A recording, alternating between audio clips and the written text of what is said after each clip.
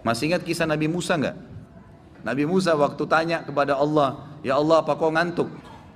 Nabi Musa belum pernah lihat Allah. Semua Nabi nggak ada yang lihat Allah.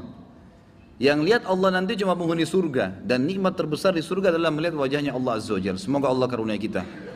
Tidak ada Nabi yang melihat Allah SWT. Termasuk Nabi Muhammad SAW belum pernah lihat Allah.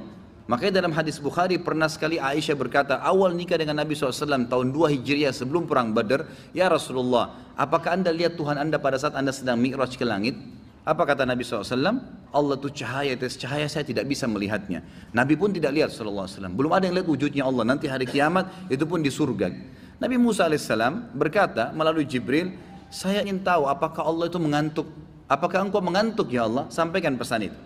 Jibril AS jawab mengatakan, Tuhanmu memberikan salam kepadamu hai Musa. Dan kamu disuruh pegang segelas air. Jangan kamu pindahkan sampai Tuhanmu perintahkan. Baiklah, Nabi Musa pegang gelas. Dipegang dari pagi nih, disuruh pegang. Tidak ada wahyunya Allah datang. Nabi Musa patuh, pegang terus, nunggu sampai malam. Waktu sudah malam, karena kelamaan pegang gelas, ngantuk Nabi Musa. Begitu ngantuk, gelasnya jatuh, tumpah air. Pada saat itu Jibril AS datang. Wahai Musa, Tuhanmu berfirman kepadamu, kalau Allah Tuhanmu itu ngantuk sesaat, maka alam semesta ini seperti air di gelasmu. Berantakan semua. Allah maha sempurna, la ta'khuduhu sinatun, sina itu ngantuk, wala naum, apalagi tidur. Sifat zat yang maha sempurna, zat yang seperti ini layak untuk disembahin, dan itu cuma satu.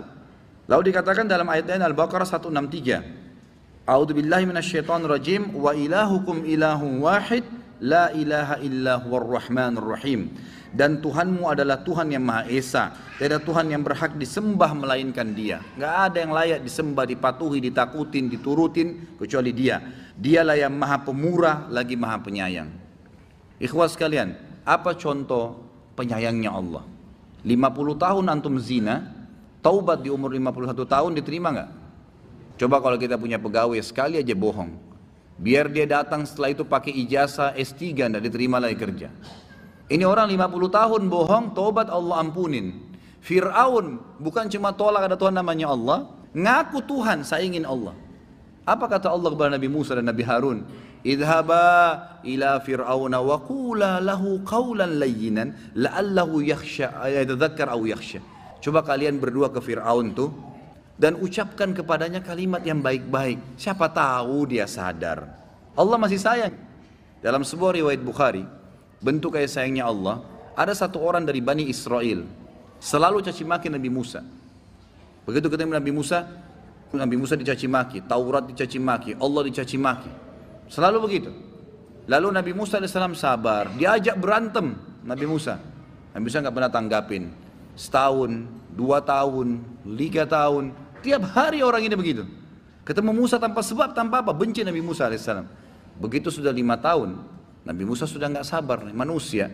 Dia bilang, ya Allah, ambil alih orang ini. Jibril AS datang, malam hari diminta sama Allah. Ini saya sudah nggak tahu hadapin orang ini bagaimana nih. Saya harus berantem kah? Saya harus bagaimana kah ambil alih ya Allah.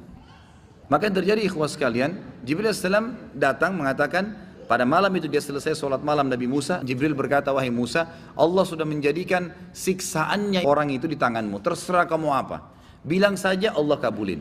Mau terputus urat sarafnya kah, mau mati tiba-tiba kah, mau kena petir kah, tenggelam di tanah kah, terserah, apa saja. Musa AS mengatakan baiklah. Besok pagi, subhanallah, dengan hikmah Allah, begitu keluar rumah orang itu lewat, caci maki lagi Nabi Musa tanpa sebab, ajak berantem, caci maki Allah, caci maki Taurat. Nabi Musa AS di depan beberapa kaumnya bilang, bumi tenggelamin orang ini. Perhatikan kasih sayangnya Allah di sini ya. Allah subhanahu wa ta'ala kalau ingin menyiksa hambanya walaupun dia sudah sangat parah pelanggarannya, itu enggak spontanitas, bertahap. Tahapan ini sebenarnya Allah masih tarik, mau sadar enggak ya, mau minta maaf enggak ya.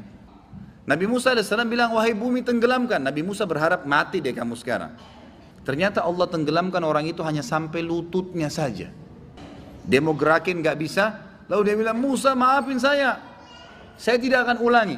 Musa bilang, saya enggak percaya. Hai bumi tenggelamkan dia. Nabi Musa berharap mati sekalian. Enggak, masih tenggelam sampai perutnya. Goyang-goyang nggak bisa. Musa maafin, ngerengek-ngerengek. Musa bilang, saya nggak percaya. 5 tahun kau siksa saya. Hai bumi tenggelamin, tambah lagi. Tenggelam sampai lehernya, belum mati. Musa, kalau kau maafin saya beriman pada Tuhanmu. Musa bilang, saya nggak percaya.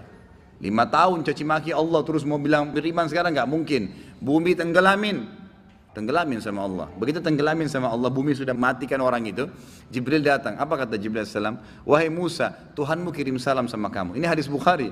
Kirim salam padamu dan berkata, wahai Musa, hatimu kok keras sekali. Kalau orang itu minta maaf sama saya di awal tenggelam di lututnya, saya maafin, kata Allah. Padahal orang ini 5 tahun caci maki Allah. Begitu luar biasa kayak sayangnya Allah. Apa kata Jibril alaihissalam dalam hadis Bukhari yang lain? Wahai Muhammad, waktu bertemu dengan Nabi SAW. Ini kisah tentang waktu ditenggelamkan Fir'aun. Kata Jibril alaihissalam, wahai Muhammad, kalau kau lihat bagaimana saya masukkan di mulutnya Fir'aun tanah dari Laut Merah, supaya dia tidak bisa mengatakan, wahai Tuhanku ampuni. Karena kalau dia ucapkan, Allah maafkan. Jibril sendiri nggak mau lagi dia beriman di Fir'aun. Luar biasa gitu. Ini hadis Bukhari. Kata Jibril, wahai Muhammad, kalau kau lihat bagaimana saya masukkan tanah di mulutnya Fir'aun, agar dia tidak bilang, ya Allah ampuni saya. Maka dia cuma bisa bilang, saya cuma bisa beriman kepada yang diimani Bani Israel, bukan Allah jadinya. Dia tidak bisa bilang, akhirnya tenggelam. Jibril tahu kayak sayangnya Allah. Kalau sempat diucapin, hai Tuhanku, dimaafin. Saking luar biasa rahmatnya Allah subhanahu wa ta'ala. Makanya Allah itu memang Rahmanur Rahim. Kemudian juga dikatakan di dalam surah Toha ayat 14. Allah berfirman kepada Musa alaihissalam, A'udzubillahi minasyaitonir rajim, innani anallahu la ilaha illa ana fa'budni. Sesungguhnya aku adalah Allah, tiada Tuhan yang berhak disembah selain aku, maka sembahlah aku.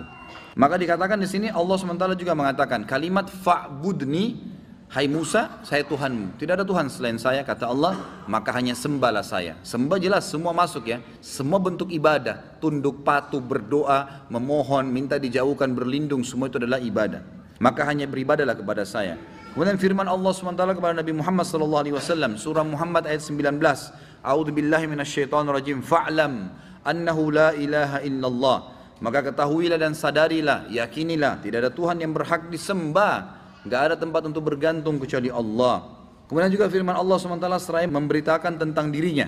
Surah Al-Hasyr ayat 22 sampai 23. A'udzubillahi minasyaitonirrajim. Huwallahu alladzi la ilaha illa huwa, alimul ghaibi wasyahada, huwarrahmanur rahim. Wallahu alladzi la ilaha illa huwal malikul quddusus salamul mu'minul muhaiminul azizul jabbarul mutakabbir. Subhanallahi amma yusyrikun. Di sini Allah Subhanahu wa taala menyebutkan, dan ini memang sudah pernah disebutkan di dalam bab pertama kalau tidak salah ya. Di bab pertama Allah Subhanahu wa taala pernah menyebutkan itu dalam surah Al-Hasyr ayat 22 sampai 24. Yang artinya dialah Allah yang tidak ada Tuhan yang berhak disembah selain Dia, yang mengetahui semua yang gaib dan semua yang nyata. Dialah yang maha pemurah, lagi maha penyayang. Dialah Allah yang tidak ada Tuhan yang berhak disembah kecuali Dia. Dialah Raja satu-satunya, yang maha suci, yang maha sejahtera, yang maha mengaruniakan keamanan, yang maha memelihara, yang maha perkasa dan yang maha kuasa, yang memiliki segala keagungan. Maha suci Allah dari apa yang mereka persekutukan. Dialah Allah yang menciptakan, yang mengadakan, yang membentuk rupa, yang mempunyai nama-nama yang paling baik. Bertasbihlah kepadanya yang ada di langit dan di bumi, dan dialah yang maha perkasa lagi maha bijaksana. Ini sifatnya Allah SWT. Jadi orang yang menggantungkan nasib sama Allah itu luar biasa. Bagaimana dia bisa mendapatkan masalah-masalah seperti ini.